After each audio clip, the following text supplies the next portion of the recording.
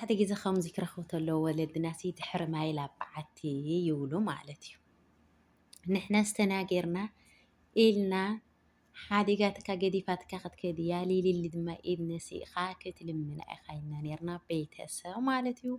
ሰላም ሰላም ክቡራት ተኸታተልቲ ከመይ እኒኢኹም? ኣነ ሰላም እኒኢኹ እግዚኣብሔር ኣምላኽ ይመስገን።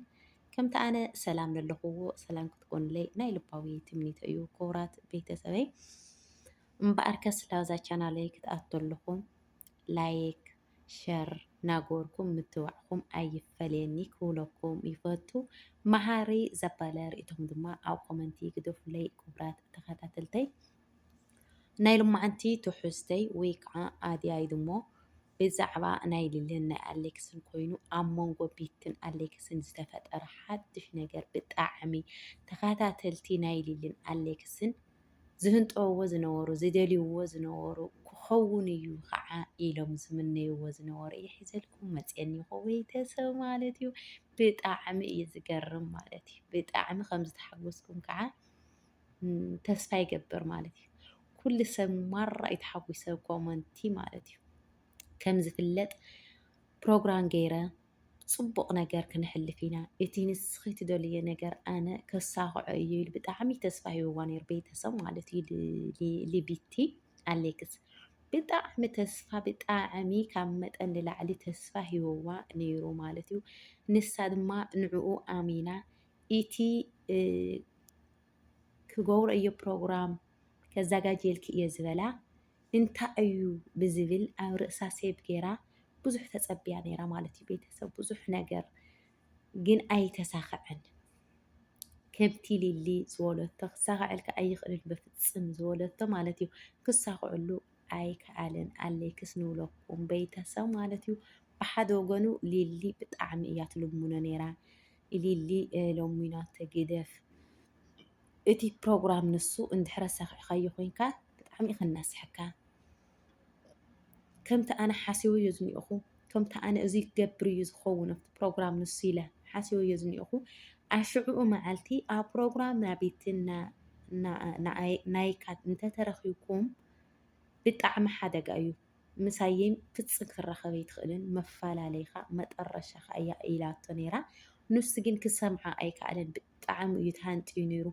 ምስ ቤቲ እናሃለየ ምስ ሊሊ እናሃለየ ቤቲ ይብል ነይሩ። ቤቲ ኣነ ክኸይድ እየ ፕሮግራም ኣለኒ እዩ ካብ ፕሮግራመይ ንስኺ ኣይኮነን ማንኛው ሰብ ክሕንክለኒ ኣይኽእልን ንስኺ ምስ ሓሽከርኩ ኮንኪ ዝመኸርክዮ እቲ ሓሽከር ድማ ዳጊ ማለት እዩ። ቤተሰብ ንዳጊ ከም ቅጫ ተገምጢልዎ ከም ዝነበረ ትፈልጡ ኢኹም ማለት እዩ። ክንዲ ሓዳርካ ግበር ናብራኻ ግበር ልየማን ተመለስ ንምንታይ ኢኻ ከምዚ ዓይነት ነገር ትገብር ለኻ ኣብ መንጎኹም ክፍተት ኣይትፍጠር ኣብ መንጎኹም ሰብ ኣይትእቲ ክንዲ ዝበሎ ማለት እዩ። እና ብጣዕሚ ሓሪቑ ነይሩ ስዕኡ በቃ ብጣዕሚ ተናዲዱ ምእላይ ኣውይዋ ማለት እዩ። ቤተሰብ እና ኣይተሳኽዐሉን ማለት እዩ። እዚ ድማ ከም ዘይተሳኽዐሉ ብጣዕሚ እዩ ተቆጢዑ ብጣዕሚ እዩ ተናዲዱ ቤተሰብ ማለት እዩ። ሊሊ እቲ ዝበለቶ ነገር ኩሉ እዩ ዝኾን ዘሎ ክትልምነኒ ኢኻ ኢድ ነሲእኻ ክትልምነኒ ኢኻ ፅባሕ ንቆ ኢድ ነሲእኻ ክትልምነኒ ተለኻ ድማ ንዓየ ከም ዘይትረኸኒ ክትፈልጥ እኒአካ ክትብሎ ተላ ኩሉ ነገር ይዝከሮ ይኾነ ህዚ ማለት እዩ። ሓደ ሰብ ኣብ ዝባኑ ሕማቕ ነገር ክትገብር ተለኻ ተመሊሱ ናብ ባዕልኻ ከም ዝግምጠለካ ትፈልጥ እኒአካ ማለት እዩ። ብዘይ ኣጋጣሚ ኮይኑ ዘረእኻዮ ኢኻ ትዓፅድ እና ይብለኩም ቤተሰብ ኩልኩም ኣንትሞ ኮመንቲ ዝዓለልኩም እንኳዕ ደስ በለኩም። ሊሊ ልቅድሚት ዝበልኩም ናይ ኩልና ሓሳብ እዩ። ሊሊ ልቅድሚት ማለት እዩ። ሊሊ ልቅድሚት ብጣዕሚ ኢና ንፈትዋ ማለት እዩ። እና ቤቲ ኣብቲ ቆፀራ ኣይተረኸበትን ደው ኢሉላ ኣይለዓለትን ክትምልሰሉ እውን ኣይከኣለትን ነጥራሽ ማለት እዩ። ኣይኮነ ቆፀራ ክትርከብሲ ከምዚ ፀጊሙኒ እዩ ከምዚ እኮ ኮይነ እየ ኢላስ እነጥራሽ ከምዚ ዓይነት መልሲ ኳስ ኣይቀርበትሉን ማለት እዩ። ብጣዕሚ ሕርር ክርትም ኢሉ ማለት እዩ። ቤተሰብ እና ንምንታይ ኢኺ ንስኺ ካብቲ ፕሮግራም ንሱ ተሪፍኪ ንምንታይ ኢኺ ቀሪኺ ንምንታይ ከ ዘይነገርክኒ እቲ ዝኾነ ነገር ዝኾንክዮ ስልከ ልዕልኪ ዘይነገርክኒ ኣሽዑ መዓልቲ ደው ኢለላ ኢሉ ካብኡ ብፅቡሕኡ ኣልዒላትኒ ካብኡ ግን ከም ዝረኸባ ተናጊርዋ ማለት እዩ። ክረኸባ ተለ ድማ ኣነ ለሂወትካ ኢለ ለድሕንነትካ ኢለ ንዓኻ ኢለ እየ ካብዚ ፕሮግራም ንሱ ተሪፈ ይትረፈኒ ካብ ሕጂ ምሳኻ ምርኻብ ንእሽተን መዓልቲ ንቑሩብ መዓልቲ ክተርፈኒ ተትቐርየኒ እየ ዝምነ ላዋለት እያ። ብጣዕሚ ተናዲዱ ማለት እዩ። ቤተሰብ ብጣዕሚ ሓሪቑ ብእውነት እትሪእዎ ዓይኑ ብጣዕሚ ሽጉርቲ ተኻዲኑ ማለት እዩ። ምክንያቱ እዚ ነገር እዚ ልሊሊ ንዕኡ ንቢቲ ኣፍቂሩ ኣብ ርእሲ ሊሊ ንቢቲ ምፍቃር ማለት ከቢድ እዩ። ከቢድ ምኳን ላፈለጠ ሃለየ ግን ተዓሚቱ ኣትይዎ ማለት እዩ። ቤተሰብ ችግር የብሉን ብዝብል ኣተሓሳስባ ሊልስ ኮፍ ኢላ ክትፀንሐኒ እያ ላበይ ደ ክትከድ እያ ብዝብል ኣተሓሳስባ ማለት እዩ። ቤተሰብ ብጣዕሚ እዩ ዝሓርቕ። ንሳ ባዕላ ቤትለ ኣይ ኣነሲ ሓዳርካ ክትፈላለ ኣይደልየካን ምስ ሓዳርካ ሕማቕ ነገር ክትፈጥር ኣይደልየካን ትብሎ ነይራ ካብ መጀመሪኡ ብድሕሪኡ ምስተፈለያ ሰዓት ድማ ላብ ፍቅሪ ተቃይሩ እቲ ነበረ ሕውነት ላብ ፍቅሪ ምስ ተቃየረ ድማ ብጣዕሚ ዓቢዳ ተፀሊላ ነይራ ማለት እዩ። ብክንደይ ገሊ ከም ዝተረድአላ ትፈልጡ ኢኹም ማለት እዩ። ህዚ ድማ ንሱ ኣብ ዝፈተያላ ሰዓት ይግምጠሉ ከም ቅጫ ኩሉ ዝኾነ ነገርሲ ይግምጠሉ እዩ ቤተሰብ ማለት እዩ። ይግምጠልከ ይመስለኩም እና እቲ ናታ ፍቅሪ እሱ ኣፍቂርዋ ቆፂርዋ መዓልቲ ፕሮግራም ገይሩ ዝግጅት ክገብረላ ኣብ ዝሓሰበ ግዜ ድማ ቢቲ ቀስ ኢላ ልቃሓ መሊሳ ማለት እዩ። ቤተሰብ ብጣዕሚ ይገርም ማለት እዩ። በፍፅም ክረክበካ ንንእሽተን መዓልቲ ክረክበካ ኣይደልን ንሂወትካ ንባዕልካ ሓደጋ እዩ ክትርድአለይ ድማ ኣለካ።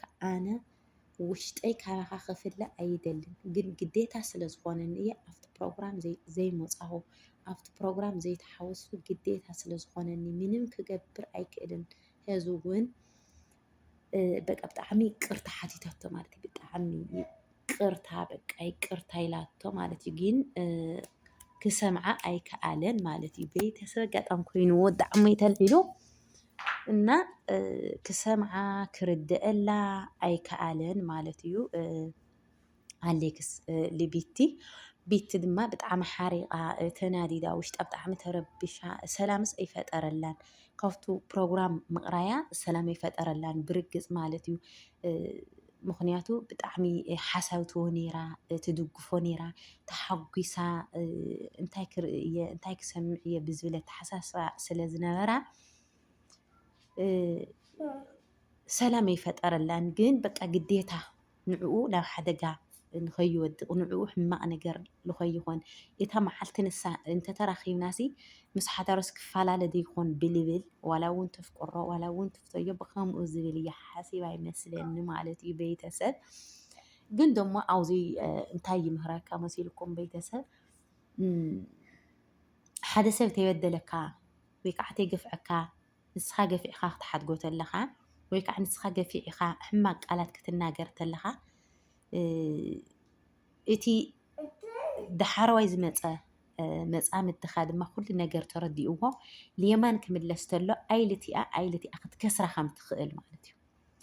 ኣይልታ ቀዳሞይትኻ ኣይልታ ዳሕረወይትኻ ክትከስራ ከም ትኽእል እዩ ዘርእየካ ማለት እዩ። ቤተሰብ ኣሌክስ ግን ልቢቲ እዩ ከሲርዋ እምበር ያዕኒ ከሲራቶ እምበር ልልልስ ከሲርዋ ኣይኮነይ ማለት እዩ። ምክንያቱ ልሊ ሓዳር እያ ትፈቲ ዋላ 2-3 መዓልቲ ልኾን ብጣዕሚ ክትናደድ እንድያ ንምንታይ ከምዚ ጌርካ ንስኻሲ ዓንተ ስላወልኩካ እየ ነይረ ክትብሎ ትኽእል እያ።